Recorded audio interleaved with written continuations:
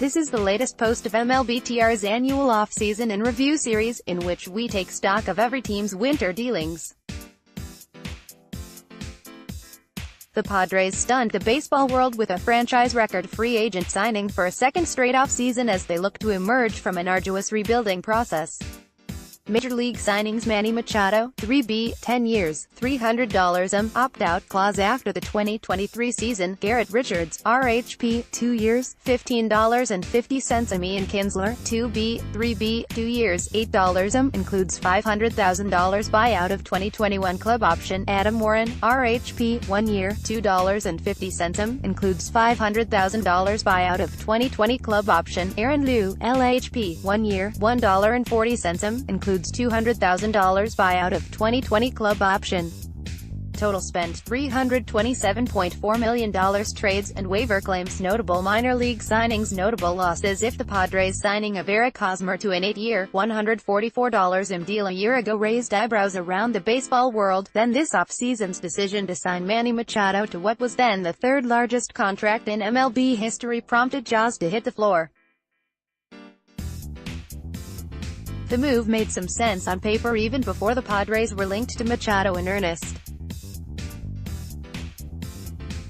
But it's one thing to observe that an on-the-rise team lacks a clear heir apparent at third base at a time when a 26-year-old marquee player at that position hits the market. It's another thing entirely to legitimately expect the Padres, who have topped a $100 opening day payroll exactly once, to take the $300 plunge and alter the very fiber of their organization to this extent.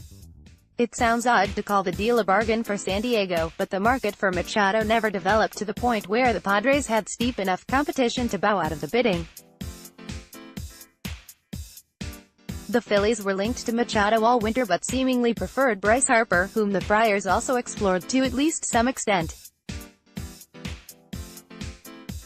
The White Sox talked a big game early in the winter but only came through with an offer that no one would have expected to be competitive prior to the onset of free agency and, in the end, was 2 years and $50 in guaranteed money, shy of the Padres' offer. The Yankees wined and dined Machado back in December, but it doesn't seem that they were even keen on reaching the White Sox level of interest. Machado has been worth 22 to 23 wins above replacement over the past 4 seasons, depending on one's preferred version of the metric, and at just 26 years old, there's little reason to expect imminent decline. It's possible that Machado's best offensive years has yet to come, in fact, and a move back to third base could give him an even higher ceiling in terms of WAR given his superlative defense there, as compared to his glove work at short, which was met with mixed reviews. Penciling Machado in for 25 wins over the first half of his contract wouldn't be particularly aggressive. Even if his output had from that point forth, the Padres would still be paying just about $8 per win over the life of the deal. A simple dollars per WAR argument is perhaps too rudimentary a means of evaluating a contract of this magnitude. But the fact that the Padres bought a huge portion of a star player's prime while only paying him through his age 35 season, as opposed to the Albert Pujols, Miguel Cabrera-style deals that began on the tail end of their primes and run into the player's early 40s, is a win in and of itself. From a bigger picture level, it's refreshing to see a team act in a win-now capacity. Granted, the Padres are as guilty as anyone when it comes to trotting out half-hearted rosters in the name of rebuilding toward a sustained window of contention, popular terms in today's game, but concepts that yield inherently diminished returns when a third of the league is acting in such a capacity, but they've made good on their promise to invest when their core is on the cusp of the majors. The Machado addition was far from the only blockbuster move the Padres tried to orchestrate this winter.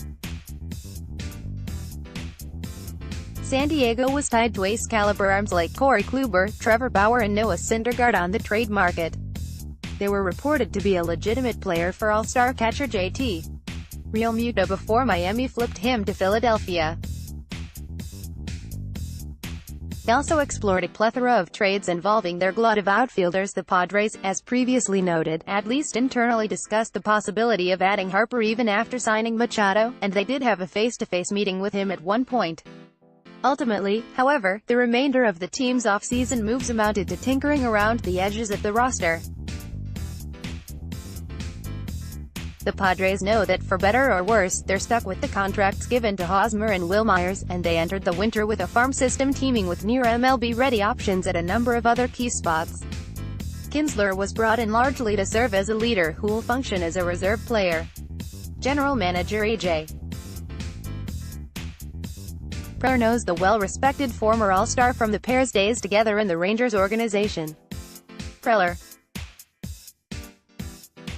San Diego became the latest club to jump on the trend of guaranteed two-year deals for pitchers rehabbing from Tommy John surgery as well.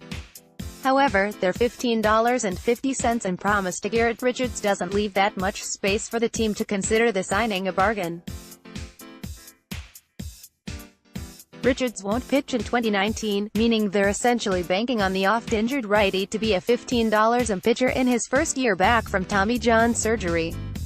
It's a tall order, although Richards has admittedly been that type of pitcher since 2014, when healthy. Questions remaining. The biggest question surrounding the Padres may not even be whether Machado can prove their $300 investment to be sound when all is said and done. Rather, the more immediate question was created by the organization itself with last week's announcement that wunderkind Fernando Tatis Jr. would break camp as the opening day shortstop. Tatis is a lauded young talent who is generally regarded as one of baseball's three best overall prospects. He'll eventually team with another well-regarded young talent, Luis Urias, though Kinsler will fill out the initial double-play tandem. The Padres are confident that the Tatis-Urias duo will ultimately form an elite middle infield pairing, but the sudden nature of Tatis' promotion to the majors only puts him in a larger spotlight. If he's ready for a starring role right off the bat, the organization's timeline to contention will be considerably accelerated. It might be misleading to call the aforementioned bulk of outfielders on the Padres roster a logjam, or its surplus. While the Padres have a large group, Myers, Manuel Margot, Hunter Renfroe, Franchy Cordero, Franmil Reyes and the currently injured Travis Jankowski, none has a lock to be all that productive. Myers certainly has a track record of hitting for power and stealing bases, but his glove work is questionable and his strikeout tendencies limit his on-base percentage. None of the other four have established themselves yet as everyday major leaguers. It seems that something will have to give eventually, especially once Jankowski is back this summer. Perhaps it'll sort itself out if some combination of Reyes, Margot, Cordero and Renfroe performs poorly enough to be optioned back to AAA, but a trade between now and July 31st also seems quite plausible. The 2019 season could also serve as a proving year for the Padres' catching core. Austin Hedges, at this point, seems unlikely ever to be much of an on-base threat. His power and premium defense make that a reasonable trade-off, though. What to expect from Francisco Mejia will be the greater question with regard to this pairing. Mejia's bat has long made him one of baseball's most highly ranked prospects, but his defense isn't as advanced. If he can cement himself as a viable option, the Padres could either look to deal Hedges or simply relish in a strong pairing that can be manipulated to focus either on defense or run production depending on the day's opponent. The other significant question facing the Padres this year is which of their touted young pitchers will take the next step and stake claims to long-term rotation spots. Joey Lucchesi looks to have done so with a solid rookie campaign in 2018, and there are extraordinarily high hopes for top prospect and spring training showstopper Chris Paddack, whose dominant Cactus League efforts put him under the microscope. Eric Lauer and Nick Margevicius are getting early opportunities, as is 27-year-old Matt Strahm, now that the former Royal is healthy. Waiting in the wings are Logan Allen, Cal Quantrill and Michel Baez, among many others. The success of that group will determine how aggressively the Padres pursue rotation options. San Diego figures once again to discuss the possible acquisition of a high-end arm with multiple years of club control remaining in the coming summer or in the 2019-20 offseason to follow. The team would surely be more motivated to strike a deal if its collection of young arms struggles or suffers numerous injuries.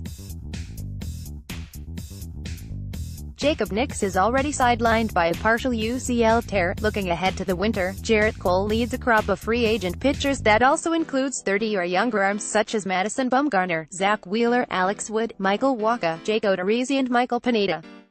The argument can certainly be made that the Padres should make a more immediate upgrade to the pitching staff right now by signing either Dallas Keuchel or Craig Kimbrell.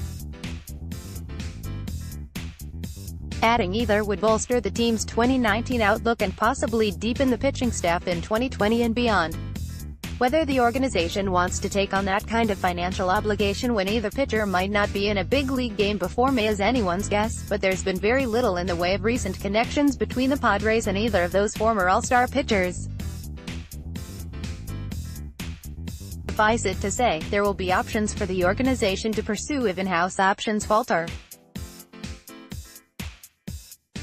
But with Richards, Lucchesi and a host of young arms headlined by Paddock, the Padres hope that most of the answers are already pitching somewhere in the system.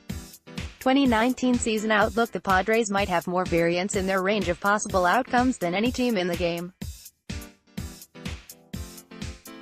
Their heavy reliance on high-ceiling but unproven talents such as Tatis, Urias, Paddock, Mejia and whichever baby-faced pitchers get their first extended auditions could bring about huge yields if a few young players break out into immediate stardom. They're a long shot to contend in a National League that is rife with strong clubs, but there's enough upside permeating the roster to take a never-say-never approach. More likely, however, the 2019 season will be one final year for the Padres to bide their time and evaluate a young core before relaunching into all-out win-now mode with regard to every spot on the roster. How would you grade the Padres off-season? Link to poll for Trade Rumors app users.